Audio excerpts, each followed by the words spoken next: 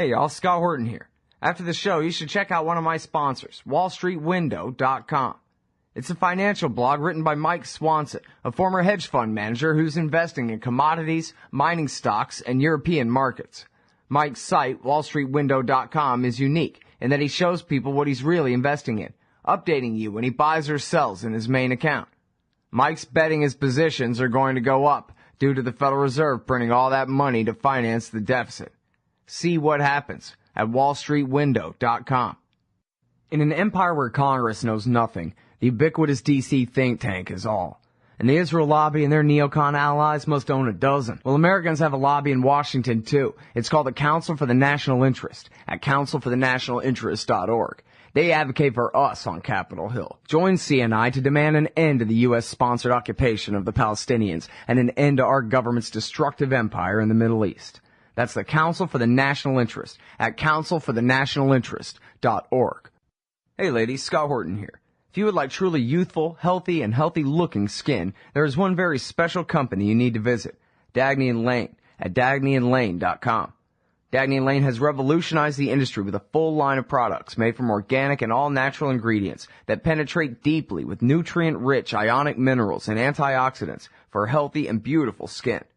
That's Dagny & Lane at dagnyandlane.com. And for a limited time, add promo code SCOTT15 at checkout for a 15% discount. So you're a libertarian, and you don't believe the propaganda about government awesomeness you were subjected to in 4th grade. You want real history and economics. Well, learn in your car from professors you can trust with Tom Woods' Liberty Classroom. And if you join through the Liberty Classroom link at scotthorton.org, we'll make a donation to support The Scott Horton Show. Liberty Classroom, the history and economics they didn't teach you. All right, y'all, welcome back to the show. Our first guest today is Naureen Shah. She is Associate Director of the Counterterrorism and Human Rights Project and Lecturer in Law of the Human Rights Clinic at Columbia Law School. Welcome back to the show, Naureen. How are you? Great. How are you? I'm doing real good. Appreciate you joining us today. So you've put together this very important new report. I think Glenn Greenwald was linking to it yesterday. John Glazer at antiwar.com was linking to it. Counting Drone Strike Deaths from Columbia Law School's Human Rights Clinic. Go ahead and give us the lowdown. Well, we know that so much of the debate on drone strikes in the United States right now is really focusing on who's being killed. And what we're hearing and what the government's saying is that who's being killed are the bad guys, the terrorists. And what we found is that the statistics that we're seeing cited regularly by pundits, cited by even good journalists are flawed statistics. There are statistics saying that the number of civilians killed is extremely few. And what we found is that looking at the same media reports that those organizations looked at, the number of civilians being killed is actually higher. And now, you say there are 3 different organizations that have been doing this tracking: the Bureau for Investigative Journalism, the New America Foundation, and the Long War Journal. And now, so how much of a discrepancy is there between these different groups themselves and with your study? Well, the one thing to remember is that all of these groups are estimating a higher number of civilians killed than the U.S. government is admitting. So the U.S. government has said it's, for some periods it's in the single digits. Now, all of these groups are saying that it's more than that. But some of them are saying that it's more than the others. So the Bureau of Investigative Journalism finds the most civilians killed. The New America Foundation and Long War Journal counted a lot less. Now, we looked at the data from 2011, just 2011 in Pakistan, and we found quite a bit more than the organizations found. So compared to New America Foundation, we counted 2,300% more civilian casualties. And compared to Long War Journal, we counted about 140%. Now, we found the Bureau of Investigative Journalism was closest to our count. We only counted 5.9% more than they did. And what we're really talking about here is reports of civilians killed. So we looked at all of the news reports of who's being killed in drone strikes. We didn't do our own on-the-ground research. On-the-ground research is just really hard to do in the parts of Pakistan, Yemen, and Somalia where these drone strikes are occurring, which is why everybody's looking to these organizations to provide estimates. Mm-hmm. Well, then, so what's the big discrepancy in the methodology if everybody's using the same media reports to come up with their numbers? Well, what you have is journalists who are going in or finding out information and filing an initial report where they say this is how many people are killed.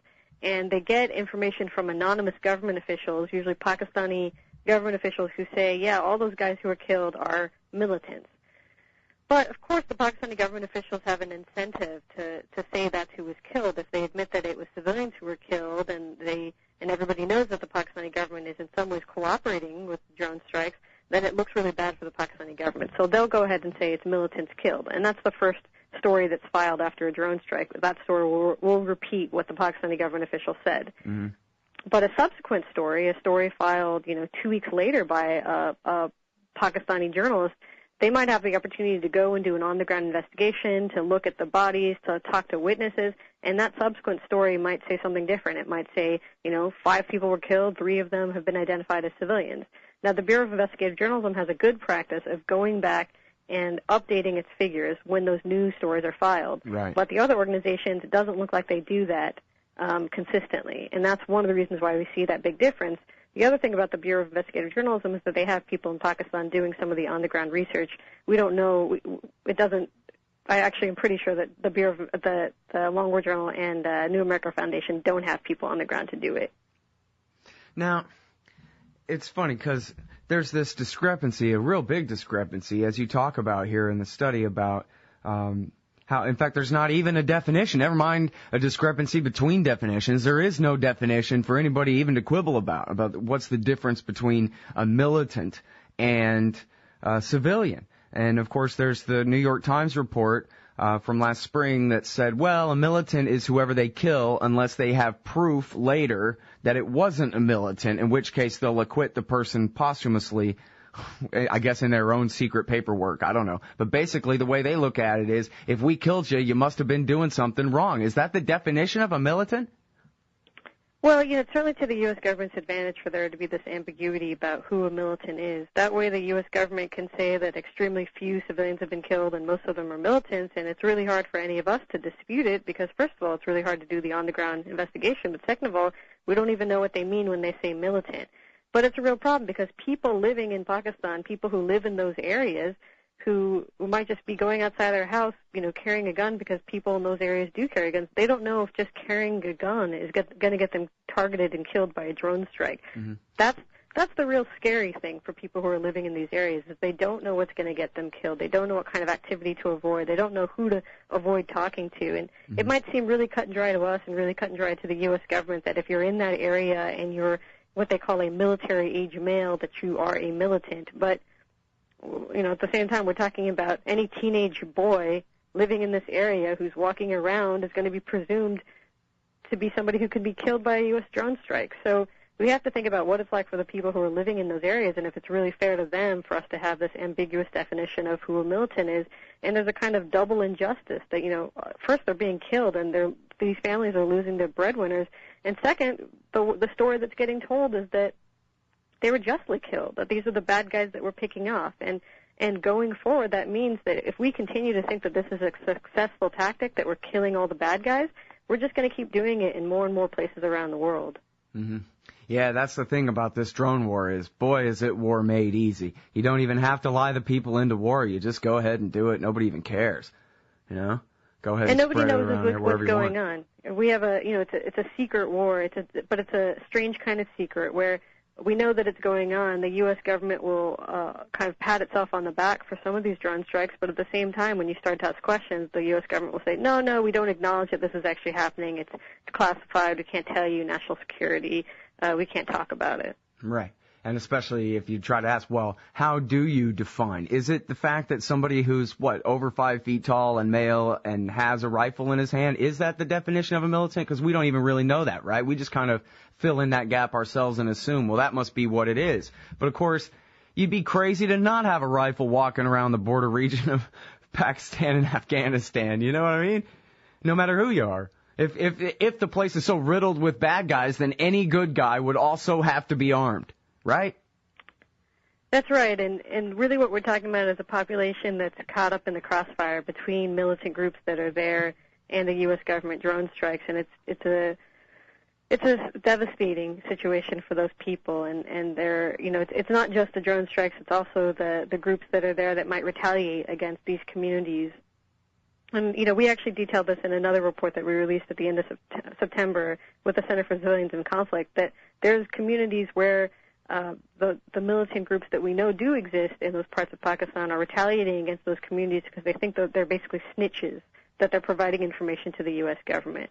So again, the more we do these drone strikes, it sounds precise, it sounds like a great idea, we're picking off the bad guys from a plane, but we have to really acknowledge and think carefully about the impact that there's going to be on the local population. There's always an impact on the local population when you go to war, and drones don't change that. Right. Yeah, they just change even the possibility of soldiers coming home and telling stories about it. Right. Well, now, here's the thing, too, and maybe I'm going way off the story here, but it seems to me like a militant is a civilian, too, and that the whole thing is a bogus distinction. Their theory here is that any civilian who dares to pick up a rifle defending his homeland from our foreign invasion has sacrificed any legitimate claim on their own life, but I don't agree with that at all. Well, it comes down to what law permits and what it doesn't permit. And, we're talking about the laws of war here. The laws of war are meant to be used, and they constrain government actions and they permit government actions. But laws of war, it is, true that they're designed for something like World War II, where you've got people in uniforms and you can kill the guy in a uniform. He's a soldier. Now, when I say you can do it, you can do it under the law, but there's also humanitarian reasons maybe to not do it, or reasons if you oppose war in the first place, then it doesn't matter if that guy's got a uniform on. It doesn't matter what these laws of war say. If you think it's wrong, you think it's wrong. And unfortunately, that part of the debate has gotten lost. This isn't a World War II situation. We're talking about populations where most of the people aren't wearing military uniforms at all, and so the risk is even higher of mistakenly killing somebody who has nothing to do with the conflict. And we'd also say that there's a role for human rights law here, that it's not just the U.S. government who has obligations to these people, it's their own government. The Pakistani government has obligations to protect its citizens, and it's not fulfilling those obligations when it provides information to the U.S. All right. Now, I think it's an important part what you say about whenever there's a strike. I guess this is the same problem our soldiers have, right, when they get blasted with an IED. We saw this a lot in Iraq. Whoever set the IED, they're long gone. And so then the soldiers, they just lash out, not every time or whatever, but oftentimes they just lash out because they're fighting ghosts, and they end up just shooting whoever's nearby when a bomb goes off, like in the Haditha massacre, for example. And so now here we see, it sounds like what you're describing is the Taliban going through the same kind of thing. The Americans are killing them with drones. They're being attacked by ghosts. They have no one to lash out at or to hit back at. And so they attack the locals, and just like you said, they just sort of imagine that, well, you must have told them that we were here or that we'd be here on Thursday or whatever kind of thing, and spread collateral damage in that very same kind of way. That's right. Those are the reports that we're hearing, and unfortunately, it's not without reason that they're doing it. I mean, we know that the CIA has had programs, and Special Forces have had programs where they do seek information from the local populations. And on the one hand, it's better for them to get that information because at least they're not just firing based on video data. At least they're trying to get some information from the local population about who's who in the neighborhood, so to speak. But at the same time, that kind of relationship opens up those people to retaliation. So we know that the CIA and the Special Operations Forces, we hear anyway, that they gave tracking devices to local individuals, just families, people who lived in the area, and those people were supposed to use the tracking devices to help direct the drones or help direct U.S. forces. And the reports that was happening are what prompted militant groups to retaliate against communities, and horrible things have happened where people have been tortured by the militant groups and in some cases killed by them, because of this fear that they're providing information to the United States. Yeah, and This goes beyond the purview of your study. I'm sorry. It's just a comment that I can't help but make, that all this is because it must be done because these people somewhere in that tribal region, border region, is the, secret Ho Chi Minh Trail where these guys regroup before they come back and attack our guys fighting a war in Afghanistan that they've got no business fighting, that they've had no business fighting, that almost a supermajority now of Americans agree hasn't been worth it this whole time and should be called off. And so this continues on a daily basis. We're blowing up Pakistanis because of what could come across the border and affect our soldiers in a war where they had no business. Yeah, and I think that the problem with drone strikes and drone technology is that it tends to allay or make the public feel like, well, we're doing war, but we're doing it in a clean way. It's it contrasts with what's happened in Afghanistan and Iraq. It seems true, right? Because we hear about Afghanistan and Iraq, and we see the coffins coming home, and we hear about things like torture at Abu Ghraib, and drone strikes seem like a great alternative to that. They just seem like a precise, limited thing. The problem is that they make war so seemingly costless that the U.S. might go to war in more places. And one of the things that's been most disturbing to me is, well, yeah, we know that the U.S. is in Pakistan, and we're also starting to hear reports about the U.S. being in Yemen and Somalia, but we've never heard President Obama go on TV, do a late-night address saying, tonight, people of the United States, I sent our drones to Yemen, we're invading another country, and this is why we're doing it, and I've had to do this. He doesn't go on TV to justify us being in war the way that you'd have to do if you were going to war in Iraq, the way we saw even President Bush do it. He doesn't have to do that because drones are secretive and because drones fly under the radar, so to speak. And that's the problem, that, we're now in a war that's not acknowledged and doesn't have to be justified to the American people. Right. And, it gets really crazy, too, where occasionally you see articles where they're going completely off the deep end talking about, the drones actually could be a lot better at deciding who to kill than a human who's, much more prone to error than a robot. I mean, they're really going to outsource the decision-making to the robots here as soon as they think they can anyway. Well, they have the technological capability to do that right now, and that's something that's not talked about nearly enough, that this technology exists. It's the U.S. government that's said repeatedly that they're not going to take humans out of the loop. That's how they term it, meaning they're not going to make it so that it's not that it's robots essentially making the decision about whether to kill people, and that's assuring. But who knows when that will change? And is there a law in place that would compel them never to make that change? I don't think so. And then the other big concern would be this technology will get in the hands of other countries and other groups. We don't know what kind of policies they're going to have. If the U.S. government says, no, you can't use drones technology to do these things that you're doing, those other countries or those other groups will just say, well, who are you to tell me what to do? You were the first to use drone strikes, and you never set up any limits. You never set up any rules. You did them secretly. Right, well, and we already see the world changing, right, where Hezbollah flew a drone over Israel, 2 weeks ago. There's a brave new world kicking in.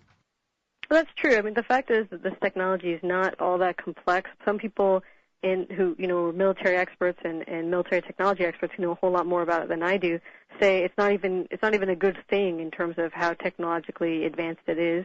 But it's cheaper. I mean, we're not talking about nuclear weapons that will proliferate but still be difficult to come by. It's a Lego piece technology. Once you figure out how to build it, you can build it. It doesn't require scarce resources necessarily. And we're just going to see it continue. So it really is time for the United States to take a leading role in saying this is how people, this is how to use the technology and how not to, and also to set the example of limiting the use of the technology. And unfortunately, the U.S. isn't taking that leading role. All right, now, take us through some of these numbers, because I think it really is important. Like you're saying, people perceive the drone war as such a neat and clean kind of deal, and it seems like some of these other tracking organizations have, as you say in here, honestly but unwittingly have been, giving false numbers about just how devastating the drone war has been in Pakistan. So I was hoping you could sort of show us, here's what we've been told, compared to here's what we see when we go back and revise.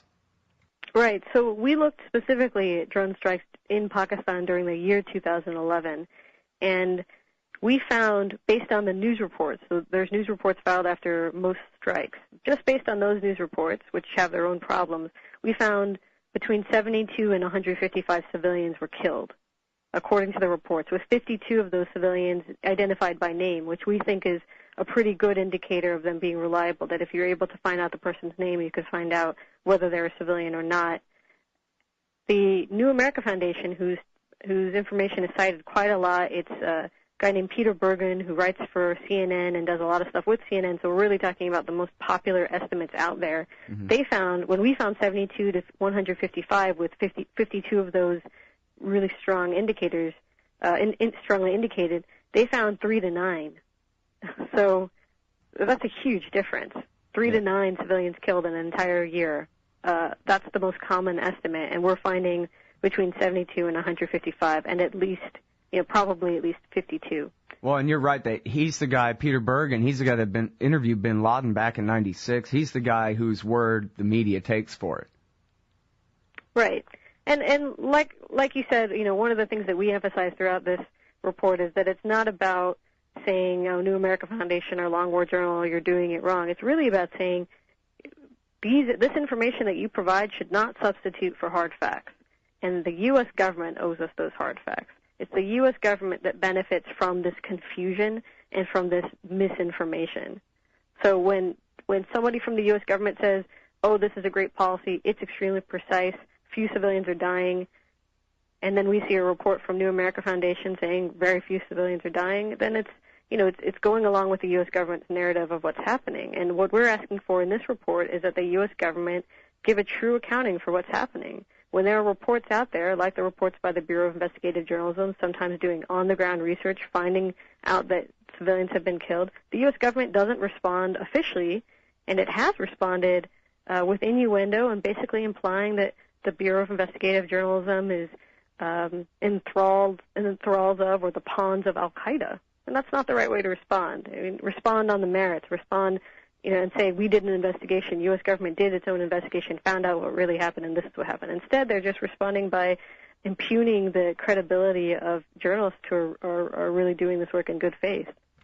Yeah, well, and of course, it's Christopher Woods, right, from the Bureau of Investigative Journalism.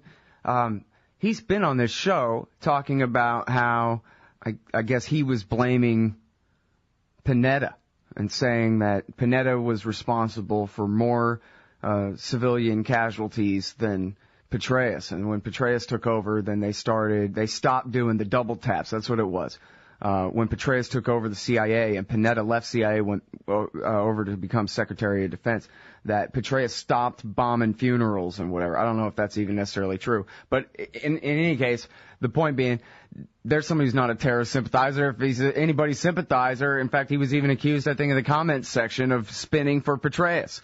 If he was there telling anybody's story, it was about how, yeah, it used to be bad, but now it's not as bad as before. Right, and it is a real shame that people like him and other journalists who are doing on-the-ground reporting and leading this charge just towards the truth, not towards a particular version of the truth, but just to find out what's really happening. Right. It's a shame that the response to them by the U.S. government through leaks, it's some nameless CIA person who's responding, and it's just a response that is, oh, you're the pawns of Al-Qaeda, or you don't know, you're unwittingly, playing into the hands of our enemies. It's a kind of throwback, almost McCarthyism kind of charge that, if you're not with us, you're against us type thing. Yeah. And that's not responsible, and I don't think that's really what the Obama administration wants. I mean, this administration has talked about transparency since day one. They've talked about making a clean break from the legacy of the Bush administration, and, they've talked about how they want to be a leader in human rights around the world. And, even if you think drone strikes are a good policy, even if you think they're a cleaner policy, you shouldn't be in favor of this kind of secrecy, and this kind of secrecy happening under a Democratic administration that talks about openness. It's just, it's the height of hypocrisy for the Obama administration, and there's a lot of people in the administration who I'm sure oppose that kind of secrecy, and we hope that they are strengthened and really armed by reports like ours, and they can go and make changes within the administration. Yeah, and now people got to remember, too, that, as critical as you're being of the New America Foundation and the Long War Journal and whatever, these other tracking organizations, for the work that they've done on this, the administration's previous claim was that they haven't killed a single civilian this entire time because of, quote, the exceptional proficiency and precision of the capabilities that we've been able to develop. In the words of Obama's number one hitman, John Brennan, the counterterrorism advisor, the guy that gives the thumb up or the thumbs down on these assassinations. Right, and John Brennan has said more recently, in May of this year, that drone strikes have, he's kind of walked it back a little bit and said drone strikes have in extremely rare cases, harmed civilians, killed civilians, and he said in those remarks in D.C. that we think carefully, we think about it, we mull over it, and we don't want to do it again.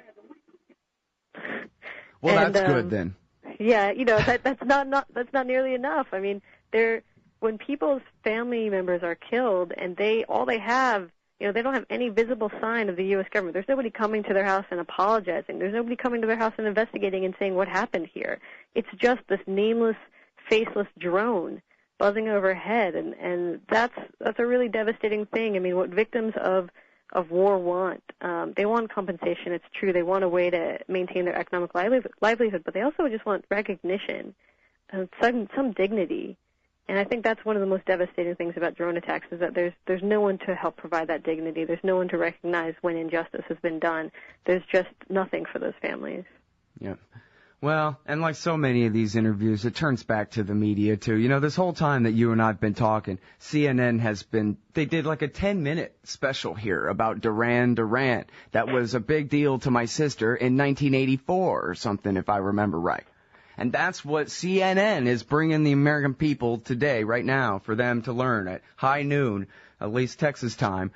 This is what you need to know today. Apparently, they imply, there's nothing else going on. There's no drone strike, civilian deaths report that you need to hear about, or you'd be hearing about it.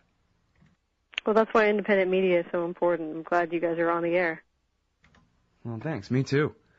Thank you so much for doing this work. I hope you do get some more press. At least there's the British and that kind of thing. All right. Thanks so much. Thanks so much, Marie. Everybody, that's Naureen Shah. She is Associate Director of the Counterterrorism and Human Rights Project and Lecturer in Law of the Human Rights Clinic at Columbia Law School. We'll be right back. This October 15th through 19th, the Future Freedom Foundation and the Young Americans for Liberty present the College Civil Liberties Tour, the War on Terrorism, Civil Liberties, and the Constitution, featuring from the left the heroic Guardian columnist Glenn Greenwald, on the right former Deputy Attorney General Bruce Fein, and the libertarian leadership of this new realignment, the great Jacob Hornberger, president of the Future Freedom Foundation. That's October 15th through 19th at colleges across the western U.S. Check out fff.org/collegetour.html for more details. Hey everybody, Scott Horton here. Ever think maybe your group should hire me to give a speech? Well, maybe you should. I've got a few good ones to choose from, including How to End the War on Terror, The Case Against War with Iran, Central Banking in War, Uncle Sam and the Arab Spring, The Ongoing War on Civil Liberties, and of course, Why Everything in the World is Woodrow Wilson's Fault. But I'm happy to talk about just about anything else you've ever heard me cover on the show as well. So check out youtube.com/Scott Horton Show for some examples, and email scott@scotthorton.org for more details. See you there. Ben Franklin said, those who are willing to sacrifice essential liberty for a little temporary safety deserve neither. Hi, Scott Horton here for the Bill of Rights Security Edition from SecurityEdition.com. It's a plain card-sized steel Bill of Rights designed to set off the metal detectors anywhere the police state goes, so you can remind those around you the freedoms we've lost. And for a limited time, get free shipping when you purchase a frequent flyer pack of 5 Bill of Rights Security Edition cards. Play a leading role in the security theater with a Bill of Rights Security Edition from SecurityEdition.com. Hey everybody, Scott Horton here for LibertyStickers.com. If you're like me, then you're right all the time, surrounded by people in desperate need of correction. Well, we can't all have a radio show, but we can all get anti-government propaganda to stick on the back of our trucks. Check out LibertyStickers.com. Categories include anti-war, empire, police state, libertarian, Ron Paul, gun rights, founders quotes, and of course the stupid election. That's LibertyStickers.com. Everyone else's stickers suck.